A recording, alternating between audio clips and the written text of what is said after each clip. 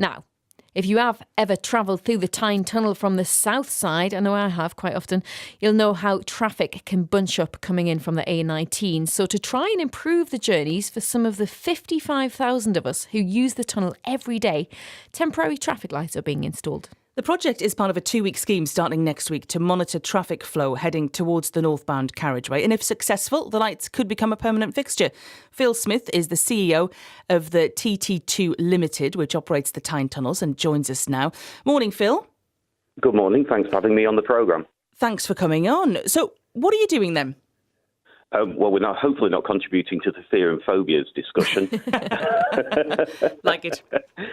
We've been in a big dialogue with customers over the last few months, both through structured surveys, but also talking to them direct through Twitter and the website and so on. And what we're trying to do is to understand what we can do to improve the service and experience that the customers receive.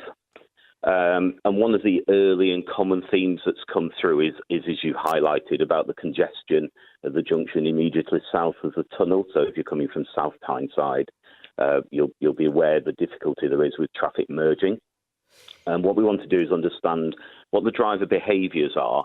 So how is it that people are merging, and what can we do to try and improve that? So once we've got the opportunity with the summer holidays, where we can study behaviour, but we're not impacting on traffic because traffic's that bit lighter in the morning.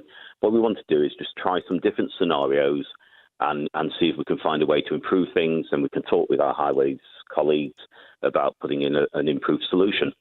Hasn't traffic improved greatly, though, since the second Tyne Tunnel opened? Do we really need this? It's certainly improved greatly. I'm relatively new to the region, but people talk in hushed tones about how awful it was when there was only the single tunnel to come through. From my point of view, any delay is bad delay. I don't want that if I can. And we've got to bear in mind that traffic is increasing year on year, and we want to try and prepare for the future. So some of the thoughts we've had might be very long term, some might be a little bit quicker, but we need to start that conversation now. And could this potentially, though, actually lead to more hold-ups? And if it did, would you then scrap it? Well, it's not going to lead to more hold-ups because the entire purpose is to understand how to reduce them. So if we were doing something that was going to make matters worse, then we'd stop that. And even during the trial, the purpose of having the temporary traffic lights, and people who use us regularly will know that we already have traffic lights there. But the purpose of the temporary traffic lights is it gives us immediate control. So if we see that things aren't as we would want them to be, so the trial plan isn't working, then we can just suspend straight away.